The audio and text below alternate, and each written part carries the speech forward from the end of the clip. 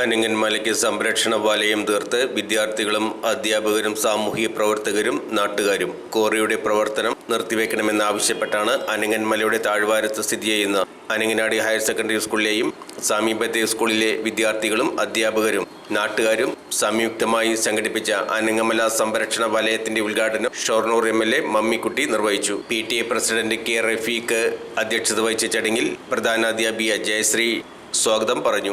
Panchayat president P. ചന്ദ്രൻ, ജില്ലാ പഞ്ചായത്ത് അംഗം Abdul Khader, panchayat vice president Anitha teacher, principal Nisha, manager OK. Moidu എന്നിവർ